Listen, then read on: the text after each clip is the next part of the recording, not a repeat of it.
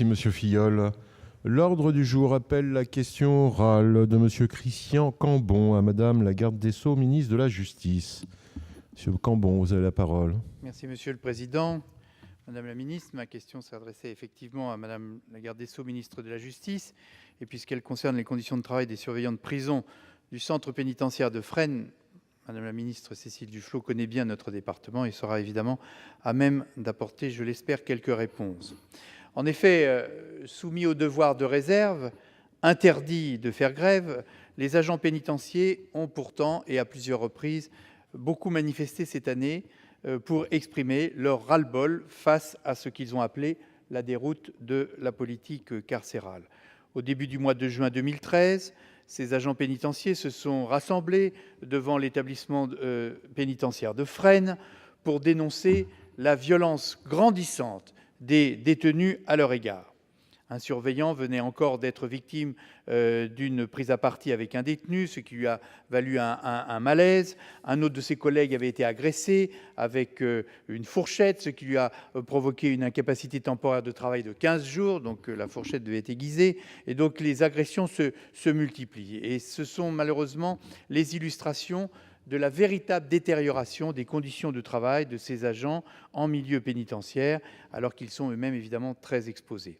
Les surveillants dénoncent la surpopulation carcérale chronique, les sous-effectifs qui deviennent évidemment compliqués à gérer, et ceci au-delà de tous les changements gouvernementaux, puisqu'en avril 2012, ils soulignaient déjà ce même manque de moyens, et donc nous en assurons les uns et les autres la responsabilité.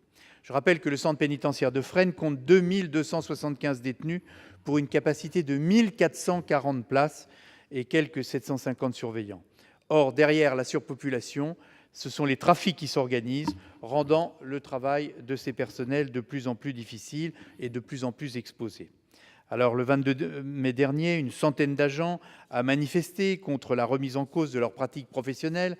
En effet, le tribunal administratif de Melun venait de suspendre la fouille corporelle intégrale pour les détenus s'étant rendus au parloir rencontrer des visiteurs.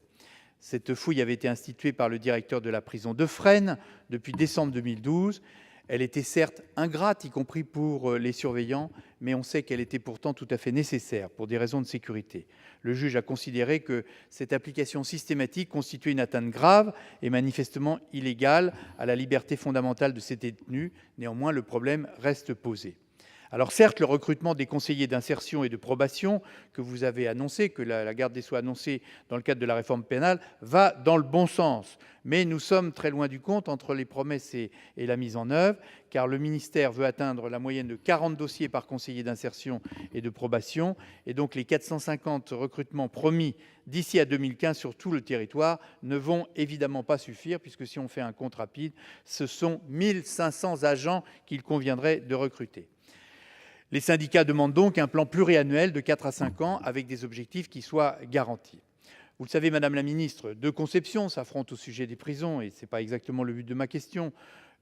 Une conception qui est plutôt partagée par les bancs qui m'entourent demande une plus grande sévérité et aussi la construction de places nouvelles dans les prisons.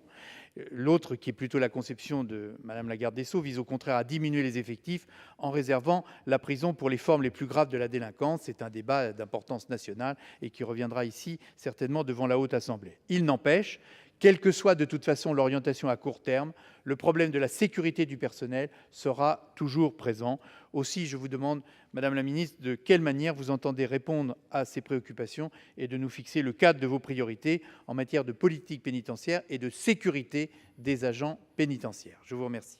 Merci, Monsieur Cambon. Madame la Ministre. Monsieur le Président, Monsieur le sénateur Cambon, la garde des Sceaux est retenue et vous prie de bien vouloir l'excuser pour son absence. Elle souhaite vous apporter par ma bouche les éléments suivants en réponse à votre question précise, puisque pour ce qui est du débat sur la politique pénale qui amènerait évidemment plus de discussions que l'espace contraint de cet exercice, je crois que la réponse sera réservée à ce débat. Vous l'avez rappelé, fin mai et début juin, 2 agressions graves sur personnel ont effectivement eu lieu au centre pénitentiaire de Fresnes. Ces agressions sont évidemment intolérables. Le gouvernement souhaite remercier l'ensemble des professionnels engagés dans un métier difficile et nécessaire à la cohésion de notre société. Et l'on peut toutefois heureusement constater que sur un plan général, l'administration pénitentiaire a relevé 70 agressions contre le personnel en 2012 et qu'à ce jour, 35 agressions ont été recensées en 2013, ce qui laisse présager une diminution du nombre de faits pour l'année 2013. Ces tensions, et vous l'avez évoqué vous-même en donnant les chiffres de la prison de Fresnes, sont amplifiées par le contexte de surpopulation carcérale. Oui, il y a évidemment un désaccord, vous l'avez dit, ce désaccord est qu'une grande partie de cette surpopulation carcérale, qui n'apporte aucun bienfait en matière de sécurité pour l'ensemble de la population d'ailleurs, est liée en grande partie aux politiques pénales menées depuis 10 ans. Rappelons qu'entre le 1er janvier 2002 et le 1er janvier 2012, le nombre de personnes incarcérées a augmenté de 20 000. Le quartier maison d'arrêt du centre pénitentiaire de Fresnes n'échappe pas à cette problématique, avec un taux de 156%, comme vous l'avez vous-même évoqué.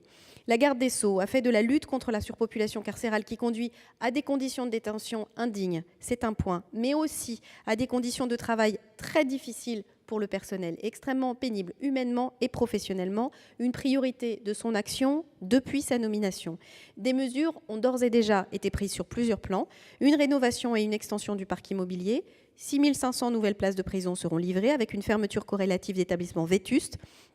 De grands chantiers de rénovation sont menés au Baumette, à Fleury-Mérogis et à la Maison d'arrêt de la Santé. Et les autres établissements ont vu leur crédit de rénovation augmenter de 20% cette année pour améliorer conditions de travail des personnels et conditions de détention des personnes détenues. Une amélioration de la sécurité des personnels dans les établissements, avec la mise en œuvre d'un plan exceptionnel portant sur 33 millions d'euros, qui permettra de mieux équiper les établissements avec la mise en place de dispositifs anti-projection dans 35 établissements et le déploiement de portiques à ondes millimétriques dans 20 établissements accueillant les détenus au profil le plus sensible et de 282 nouveaux portiques à masse métallique dans toutes les zones sensibles des établissements. Au-delà de l'aspect matériel, le ministère de la Justice travaille aussi à une amélioration des pratiques avec une circulaire à venir sur la prise en charge des détenus particulièrement signalés et des partenariats avec les autorités judiciaires et les forces de sécurité. Tout cela s'effectue en lien avec les personnels que la ministre de la Justice rencontre très régulièrement.